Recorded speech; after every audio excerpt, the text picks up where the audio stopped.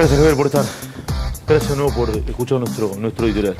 Un placer siempre. No, gracias, ahora lo valoro.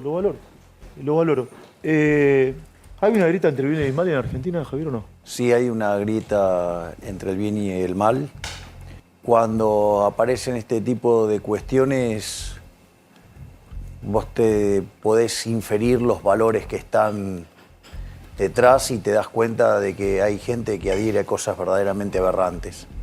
Bueno, de hecho, en mi discurso, vos tenés regulado el tiempo, pero yo no podía dejar de dar mi apoyo a Israel. Por ende, arranqué condenando los actos terroristas de Hamás. Y además, no solo eso, sino que manifesté mi apoyo, mi solidaridad para con Israel y sobre todo el apoyo a que ejerza su derecho a la defensa contra los terroristas. O sea, que ese no es un tema menor. No es un tema menor. A ver, profundiza si querés. O sea, no es solo manifestar la solidaridad. No es solo condenar la acción terrorista. Entiendo. Es apoyo que se defienda frente a los ataques de los terroristas. Ahora, yo soy un hombre de paz. Yo soy un hombre de paz.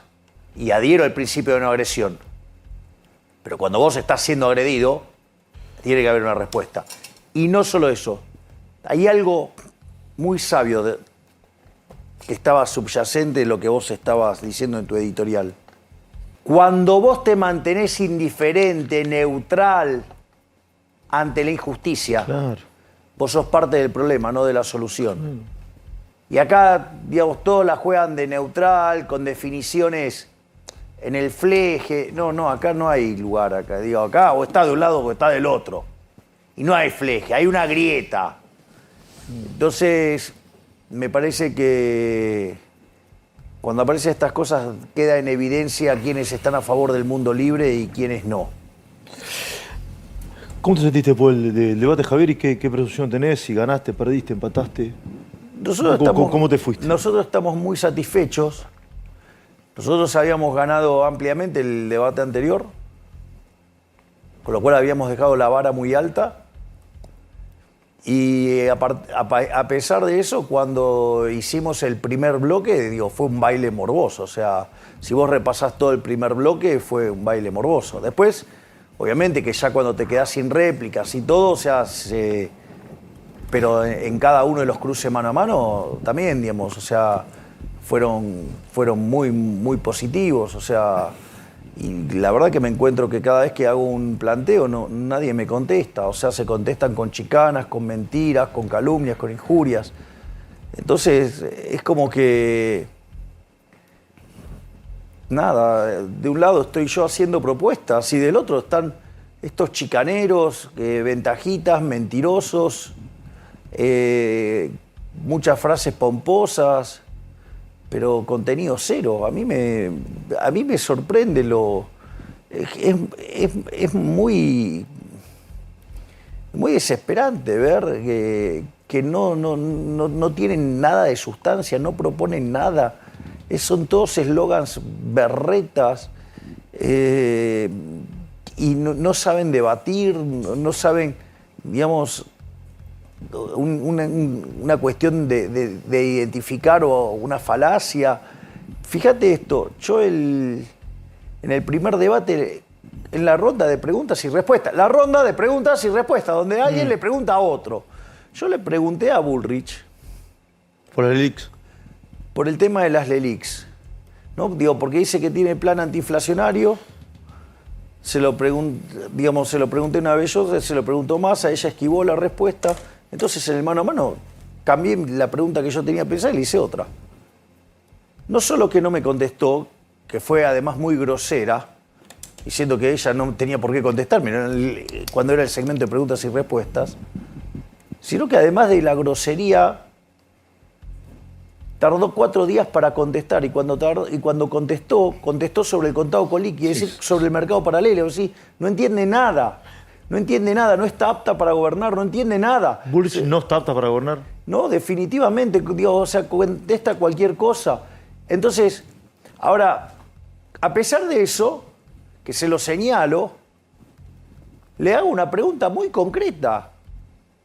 Muy concreta. Le pregunto que explique, que le cuente a la ciudadanía acerca de la relación entre esa reunión que hubo entre su ministro Carlos Melconian y Sergio Massa para cuidar la Cira. ¡Ey! A ver, digo, para que tomemos una idea de la gravedad. Explica si querés que son la Cira o lo yo, muy brevemente.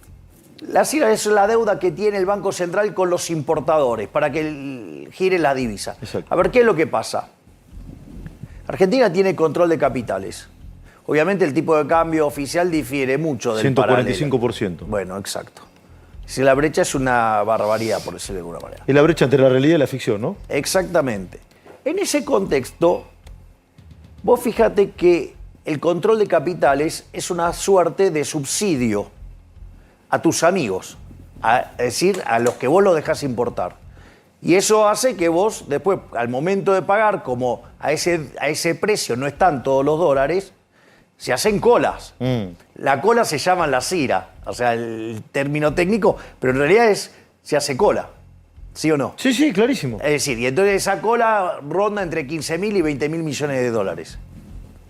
Pero eso es fruto de que el gobierno controla el mercado de divisas y que elige a dedo a quién se la va a dar. O sea, una cosa runflesca, por decirlo de alguna manera. ¿Vos, señor presidente, lo eliminás este sistema?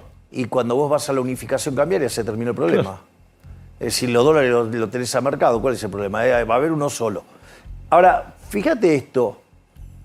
Entonces, Juntos por el Cambio vive hostigándome, inventándome cosas respecto a si tengo o no vínculos con Massa.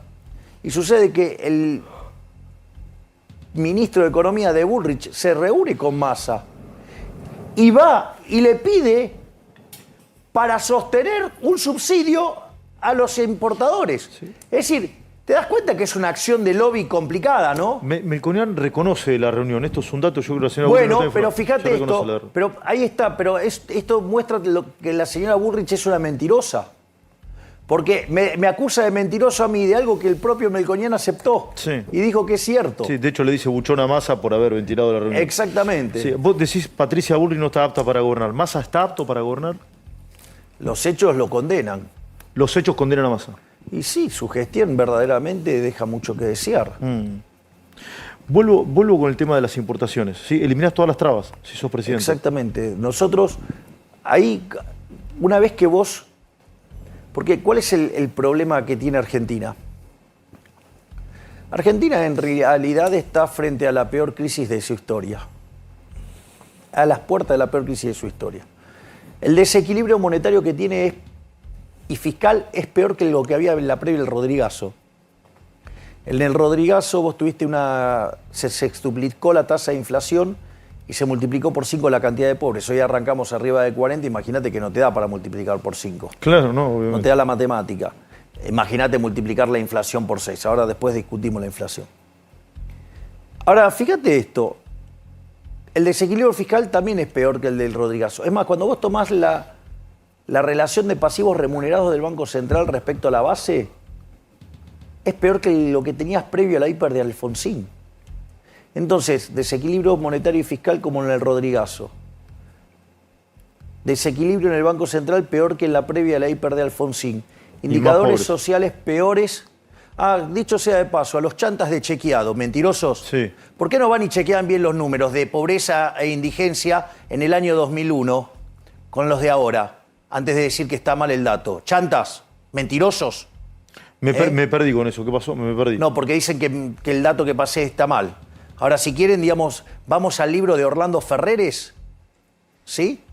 Y mostramos, a ver, el indicador de pobreza e indigencia en el año 2001 y ahora. Es decir, no hagan política, chantas, mentirosos, embusteros, y mientan sobre eso, ¿no? Pero bueno, nada, digo, también responden a un signo político y entonces juegan sucio. No lo tengo claro, eso no sabía. Sí, exacto. Entonces, dicho sea de paso esto, entonces, frente a esa situación, Hoy que tenés una inflación que anualizada viene al 124%, ¿no? Ahora, si vos tomás el último dato y lo anualizás para ver a qué velocidad venís, te da 300. Si eso lo haces en alimentos, te da 470. Y si lo haces en mayorista, te da casi 700%. ¿Cómo? La inflación en mayorista anualizada del último corte, es decir, el corte de agosto, claro, ¿sí? Te da 700. Te da casi 700%. Entonces, yo redondeo los números para no marear a la gente. Aviso, porque quizás los chantas de chequeado dicen la inflación de los últimos 12 meses no es 120, es 124. Entonces, digo, para aclarar de los chantas esos. Sí. Igual no está viendo mucha gente, así que creo que no estás aburriendo. Así que sí. No, bueno, está bien, digo, pero siempre vale la pena destacar a los mentirosos y operadores sucios. Dicho sea de paso esto, entonces, vos frente a esa situación, no es trivial lo que vos hagas con el cepo y las LELIQs. Porque si vos abrís el cepo, vos vas a tener un cambio de portafolio que va a hacer que esas tenencias que tenés en LELIQ se conviertan en pesos y esos pesos se vayan a dólares.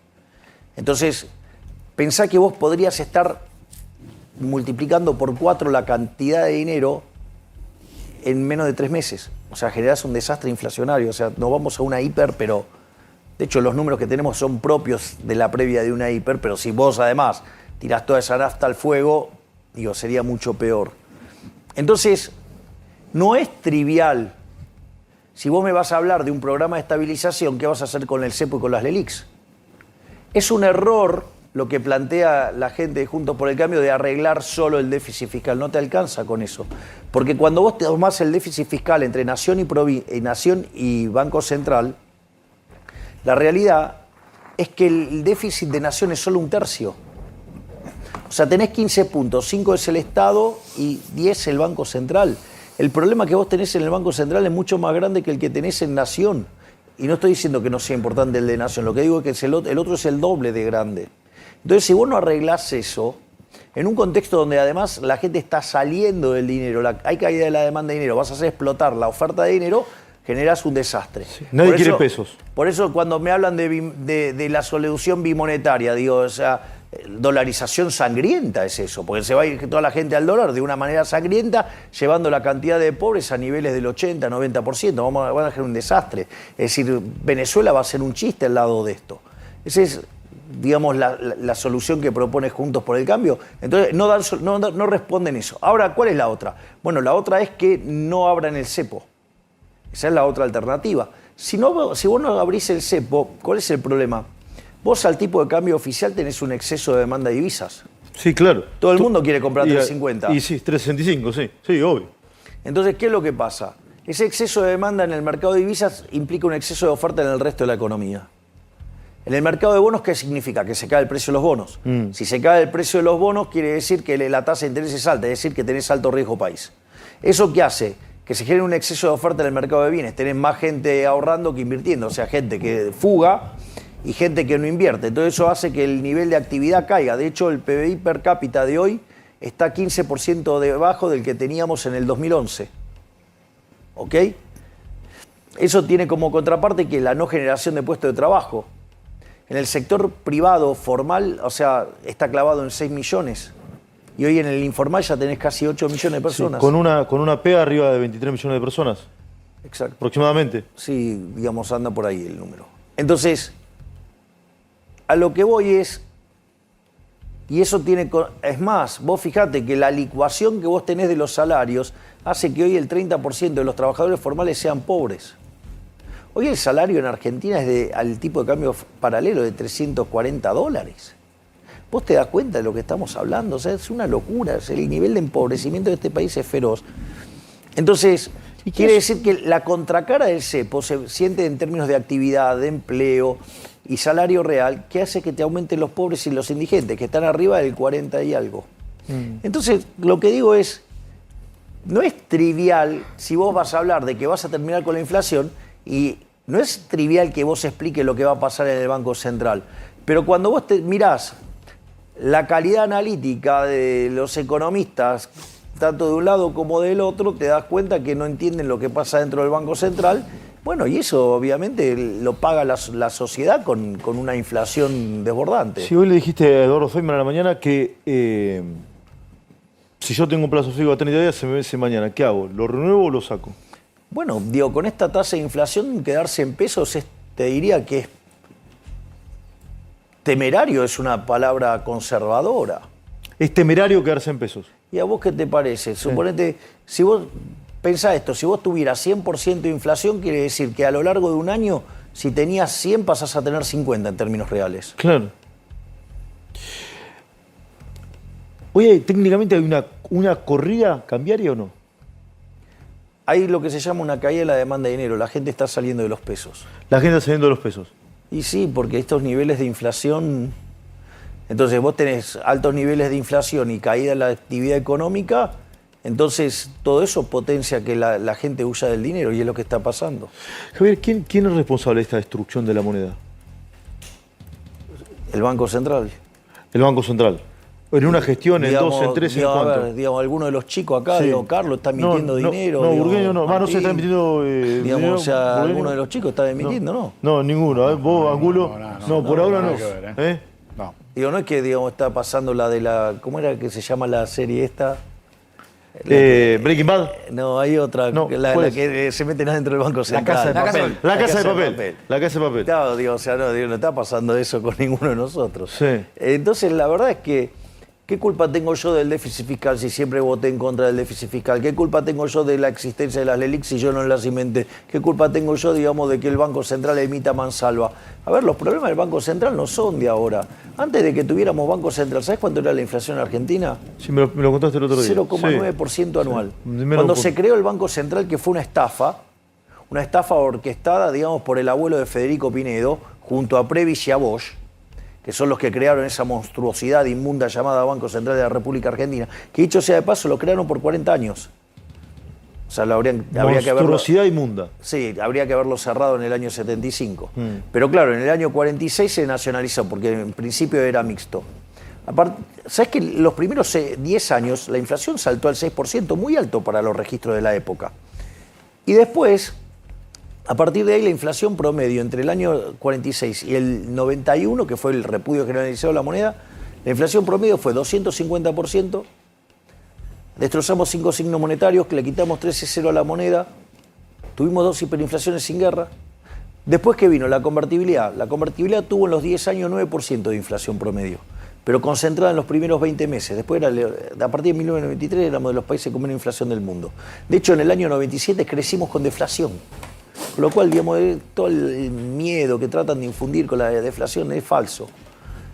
Pero no solo eso, cuando salimos de ahí nos dijeron que esta vez iba a ser diferente. Y en los primeros 4 años del régimen K la inflación fue 10% promedio. Régimen K. Sí. El segundo periodo del régimen K saltó a 20, después a 30, con Macri a 43. Y ahora, digo, está absolutamente descontrolado. Viste que dicen, Milei no critica el kirchnerismo. ¿A vos te parece que no le estoy cayendo? No, yo te digo lo que... Viste que se han abrazado un montón de eslogan. Sí, ahora vos sabés que yo tengo... Pero contame, ¿qué te parece Cristina? Una chorra. ¿Cómo? Cristina te parece una chorra. Sí. Sí. Entonces, de hecho, ¿Y el ministro Kicillof? ¿El gobernador Kicillof y ministro de Economía? Un impresentable. Dije que era, digamos, era que decirle asno era ofender a los asnos. Y dijiste que Massa no está capacitado para gobernar. Lo que dije es que su gestión es un desastre. Digamos, o sea, si está capacitado para hacerlo bien, no se nota.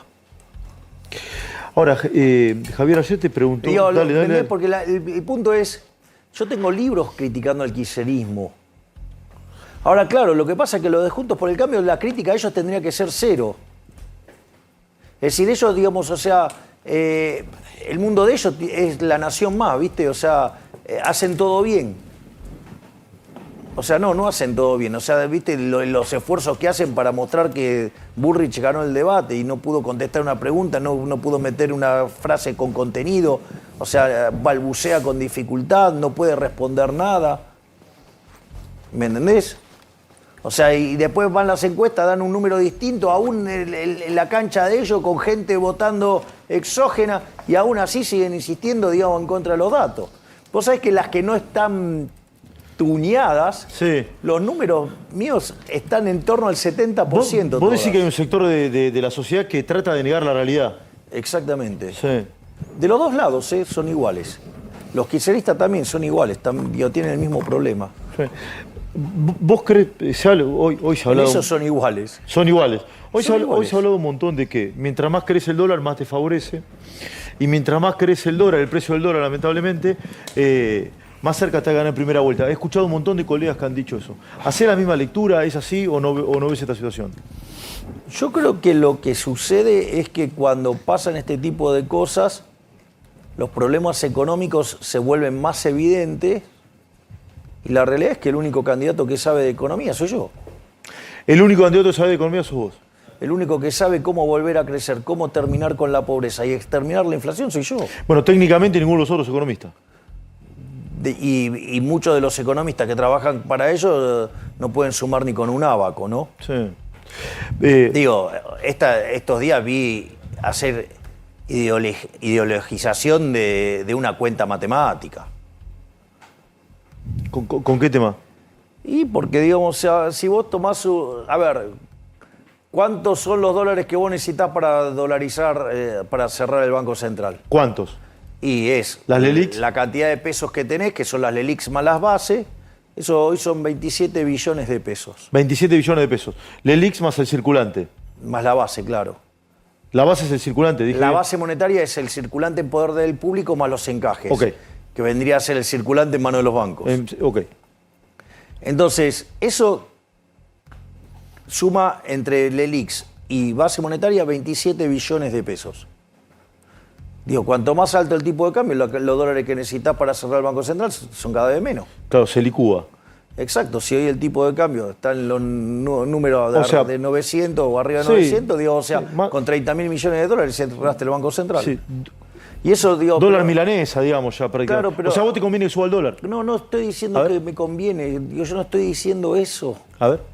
Yo no estoy diciendo eso, lo que digo es que se requieren de menos dólares, no estoy diciendo, Claro. no estoy haciendo ninguna apreciación, estoy hablando Es un de tema una... técnico.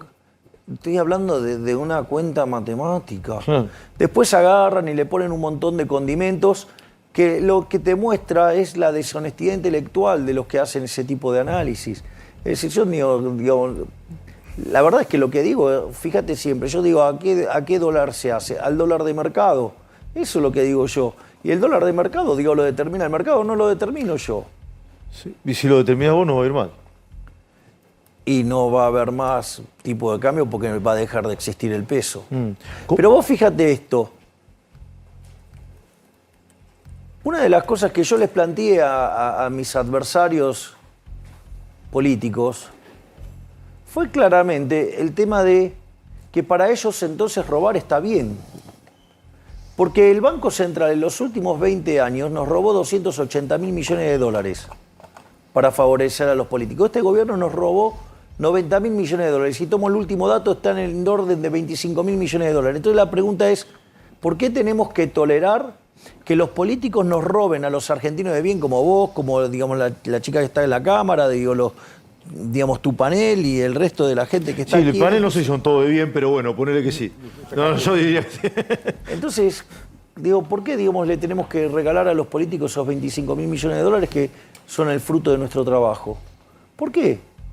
Entonces, esos economistas que van y defienden el Banco Central son unos delincuentes. Es decir, ellos, o sea, no les preocupa el tema de si robar está bien o está mal. Para mí robar está mal. Parece que a ellos no. Es decir, a ellos, o sea, la fatal arrogancia que tienen en creer que pueden determinar la política monetaria óptima les permite soslayar el hecho de robarle a la gente. O sea, a mí me parece verdaderamente preocupante, porque es una cuestión de valores. Javier, que hay alrededor de 5 millones de personas que son beneficiarios directos o indirectos de planes sociales. Si ganás, sos presidente en primera vuelta o en el balotaje. Mucha gente se pregunta eso, el 11 de diciembre, 12, ¿qué va a pasar con esas personas que tienen los planes sociales? Mira, nosotros estamos trabajando en el desarrollo del Ministerio de Capital Humano. El Ministerio de Capital Humano tiene 4 partes. Tiene lo que es niñez y familia, salud, educación y trabajo. Es decir, está toda construida la cadena del capital humano para que las personas puedan volver a trabajar. Es decir, a nadie se le va a quitar la asistencia. Esto, digo, no es solamente para recibir a los chicos y que puedan formar su cerebro y que estén sanos y que tengan buena salud, como para que puedan educarse y para que después se puedan... O sea, a nadie le vas a quitar un plan. A nadie. La propia dinámica de la economía va a hacer que la gente vaya dejando los planes. Eso, digamos, eso entra en lo que se llama la reforma de segunda generación. Pero por eso es tan importante estabilizar la macroeconomía, generar ahorro, respetar los derechos de propiedad. ¿Para qué? Para que haya crecimiento económico y con una modernización del mercado laboral para que sea muy intensivo en trabajo y eso permita a la gente salir de los programas sociales e insertarse en el mundo laboral a muy buenos sueldos. Ahora, fíjate esto, porque esto es importantísimo. En este sentido, cambia la lógica de la política social. Deja de atrás el modelo asistencialista, es decir, el modelo, digamos, donde esclavizás a la gente. ¿Por qué, digamos, o sea, en la Torá está mal visto el pescado gratis? O vamos a hacerlo así, cuando vos festejás Shabbat, cuando te pasan el pan, no te lo pasan en la mano, te lo dejan en la mesa, ¿por qué? O te lo tiran, recordando el maná que caía del cielo, según, digamos, las tradiciones. Me lo contaste el otro día, pero explica lo que es interesante. Porque el pescado de Egipto es la esclavitud. Claro. Cuando Friedman dice, judío, polaco, no hay tal cosa como un almuerzo gratis, es eso. Es decir, vos sí en Egipto tenías gratis el pescado, pero no era gratis. Claro, estabas sometido, estabas esclavizado. Habías entregado tu libertad. Fíjate esto. ¿Y nosotros qué es lo que proponemos? Nosotros proponemos darte las herramientas para que vos puedas pescar, para que vos te puedas crear tu propia caña de pescar. Y si es posible también, te crees tu propia empresa de pesca. Es decir, nosotros estamos trabajando por formar individuos libres. Sí, ¿vos te das cuenta que es revolucionario? O sea, estamos pateando con 70 u 80 años de historia asistencialista de Argentina para crear individuos libres. En el mientras tanto, los planes, ¿los va a manejar Pérsico, Graboy? ¿Qué No, se termina la intermediación, es directo. Se termina. Obviamente, sí. Claro. Barrio Nuevo ayer dijo que lo iba a manejar él, o yo entendí eso. Bueno, eso no es así. No es así, lo que digo Barrio Nuevo no es así. No es así, lo podés hablar con la ministra de Capital Humano. ¿Qué va a hacer Sandra? Sandra Petovelo, que de hecho, o sea, yo creo en la delegación, así que si creen que va a pasar algo así, bueno, pero vos fíjate la mentira de Juntos por el Cambio diciendo que Barrio Nuevo iba a ser nuestro ministro de Trabajo. O sea, la señora Bullrich mintiendo abiertamente ahí. Ahora, vas a tener un secretario de Trabajo. Pues ahí está el primer punto. O sea, no era o sea, ¿me entendés? Ni siquiera saben mentir bien, porque no es Ministerio de Trabajo, es Secretaría. Y tampoco va a ser Barrio Nuevo. ¿No va a ser Barrio Nuevo? No. ¿Lo tenés definido quién va a ser o no? Eso sí, lo tiene definido Sandra. De hecho, el otro día lo presentamos. Sí. ¿Gustavo Morón, eso no? Exactamente. Ok. Sí. Bueno, pero ahí se les cayó la mentira. Sí. ¿Y el de salud está definido o no? Eso, digamos, lo va a anunciar Sandra. O sea, hay 4 secretarías, uno está definido, los otros todavía no fueron anunciados. No, digamos, también está definido educación, que es Martín Krause. Y educación, Martín Krause. ¿Y lo vas a mantener pese a todo lo que pasó ese día? Yo estoy dispuesto a mantenerlos. Digamos, es voluntad de él después si quiere seguir o no, a la luz de la miseria que vio en la política, ¿no? Porque, a ver, el ejemplo que arma es desafortunado, pero Martín es un hombre de bien, es un excelente ser humano, o sea, nada más lejos de ser nazi, y en ese sentido, él además pidió disculpas, tomó contacto con la gente del Museo del Holocausto, digamos, tomó contacto con Daya, digamos, tomó contacto con distintos agentes, digamos, importantes dentro de la comunidad judía para pedir perdón, digamos, y básicamente, además es una eminencia. Entonces, en la medida que él quiera seguir, yo, digamos, lo voy a bancar a él y a Sandra, todo lo que sea necesario, porque es gente de mucho valor. Lo que pasa es que también le pegó muy fuerte ver cómo gente que lo conocía y que lo conoce bien, en esta miseria rastrera que es la política, cómo salieron a pegarle. Gente que lo conocía no de hace 3 días, desde hace muchos años. No sé. Entonces, para una persona que no está acostumbrado a esto, debe ser duro. Y bueno, hay que ver cómo él sobrelleva esa situación. ¿Volviste a hablar con Macri o no? No. No. Ayer se lo nombraste a Bullrich. Sí, porque a mí me pareció valioso lo que hizo Macri en Harvard. Él no perdió su identidad partidaria.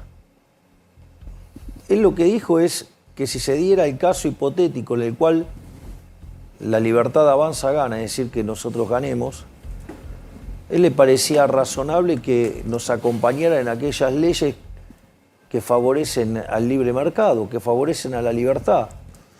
O sea, me parece que mostró altura de estadista. Macri mostró altura de estadista. Claro, cosa que no... Mientras que Bullrich mostró ser un ser miserable. Mostró, digamos, esa idea de bloquear todo. Fíjate que Juntos por el Cambio tiene un argumento que todo el tiempo ellos van a bloquear. O sea, si no son ellos, te van a bloquear. Es de un nivel de violencia enorme, pero además los muestra miserables, rastreros, mediocres.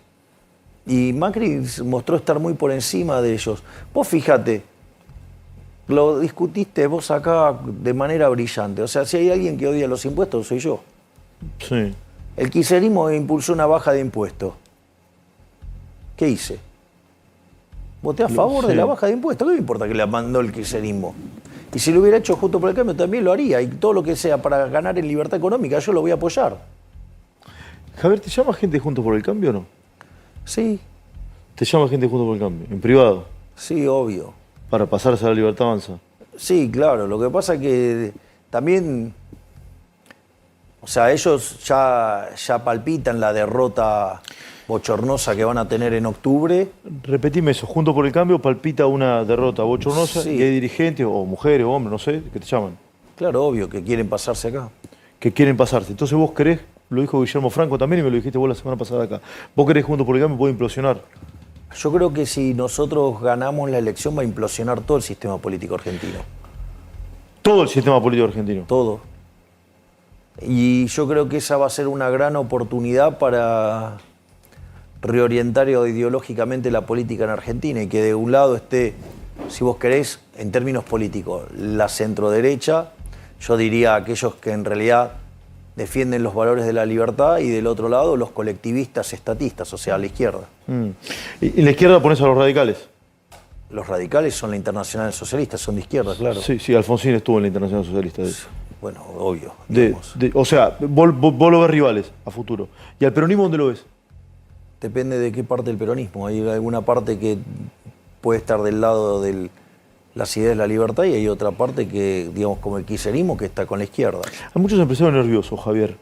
Vos no fuiste el otro día del coloquio de ideas, planteaste o generaste a través de Juan Napoli una reunión paralela en el mismo lugar. ¿Va a haber un nuevo esquema de poder en Argentina o no? A ver, ¿puedo aclarar lo que pasó? Lo que quieras, sí, por supuesto. Yo soy amigo de Juan Napoli. Sí. Candidato a senador por la provincia de Buenos Aires. Senador nacional. Senador nacional, sí, por la provincia de Buenos Aires.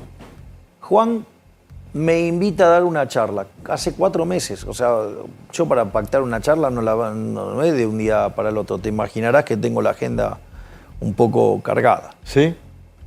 Sí, afortunadamente. ¿Te llama mucha gente? Sí. ¿Te manguea mucho? Sí, hay gente que me manguea, pero no todo lo que me hubiera imaginado. Está bueno eso, porque quiere decir que entendieron de qué se... Te manguea menos de lo que pensabas. Exactamente. Y es interesante porque todavía en ese momento Juan no estaba como candidato. Y yo le dije, sí, te voy.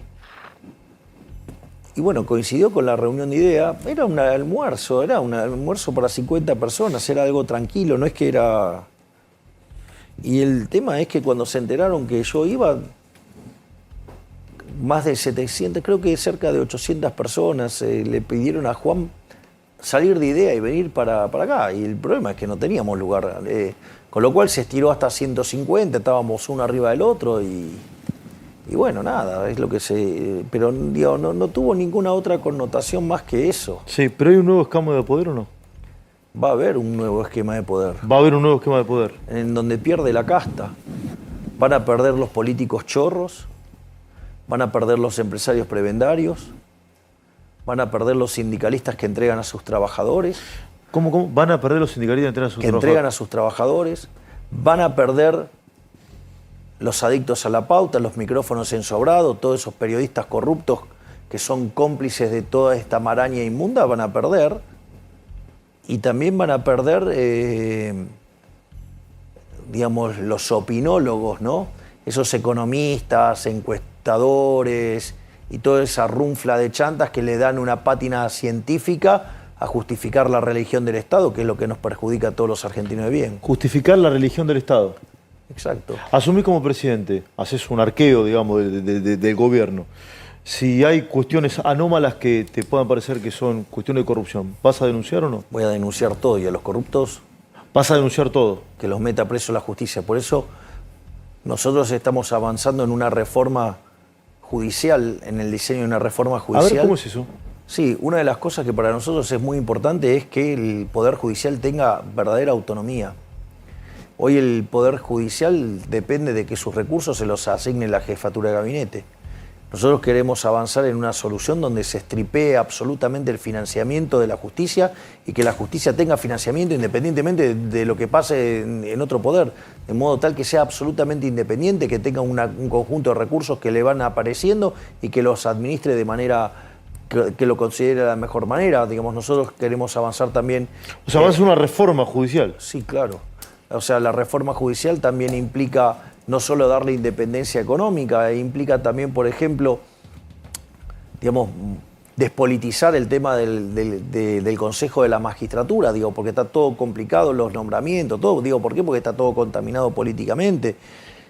Además, queremos hacer otras reformas en materia de justicia. Nosotros consideramos que, por ejemplo, el Código Penal, digamos que es de 1921, después se hizo una reforma en el 2016, se metieron un montón de cosas y todas esas cosas que están en el medio, sí, bueno, pero en realidad está lleno de contradicciones. Sí, sí, es cierto. Con lo cual es un problema enorme. Entonces, después vos tenés que, por ejemplo, nosotros otra de las cosas que queremos hacer también es una reforma, por ejemplo, del sistema carcelario. Entonces queremos ir, ¿por qué? Porque no te alcanza con la cuestión de la seguridad de apresar a la gente. Los tenés que juzgar y los tenés que meter presos, porque si no, digamos, no haces efectivo los costos. Entonces ya sea, o por qué no lo juzgás o por qué no lo metés preso, digamos, si le bajás el costo, digamos, no te van a cansar todos los policías del mundo. Porque así como lo metés de un lado, digamos, sale por una puerta giratoria. Entonces ahí está el problema del Código Procesal. Entonces, penal.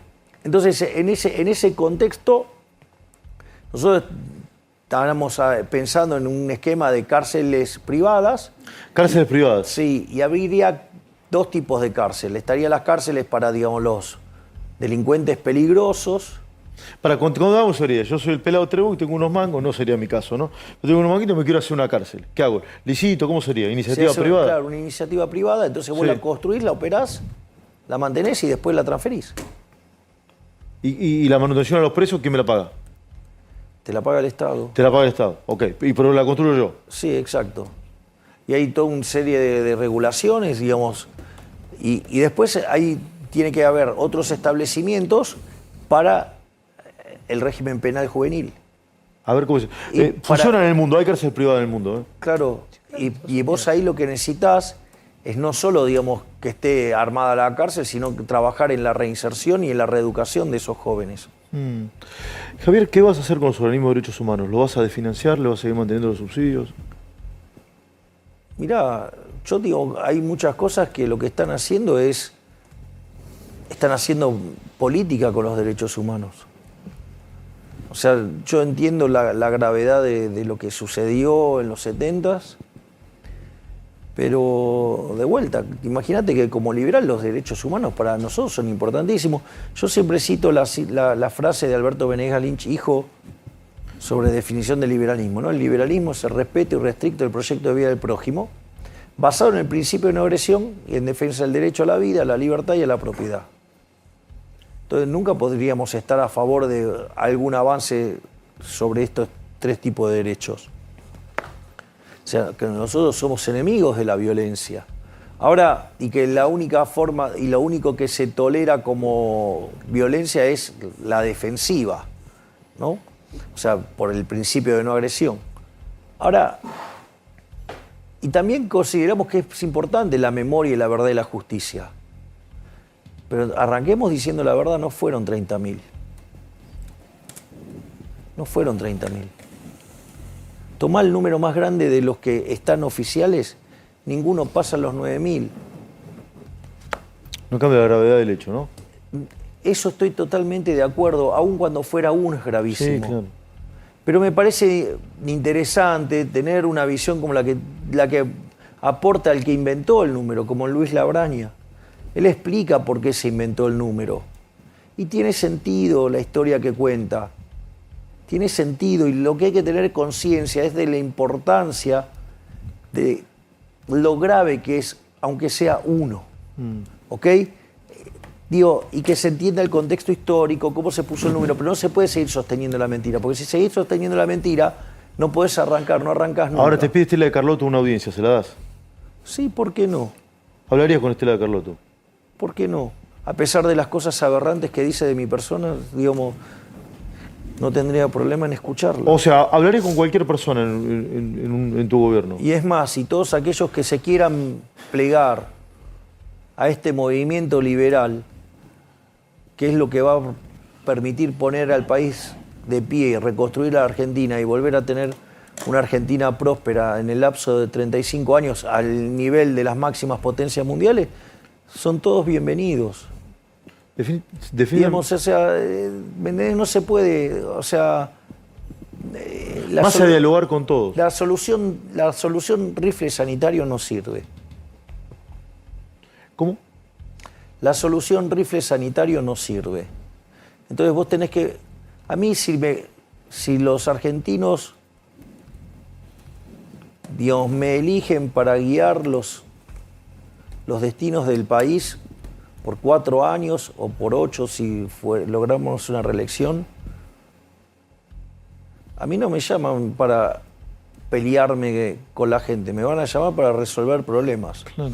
Y todos aquellos que quieran resolver los problemas en la misma sintonía que nosotros los entendemos, bienvenidos. O sea, vas a ser, si es que sos electo, un presidente de diálogo.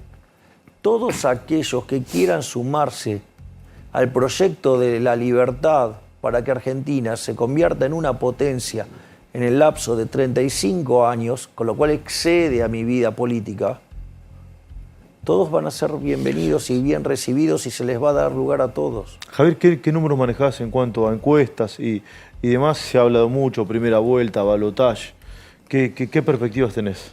Me parece que estamos punteros y que estamos para entrar en balotaje claramente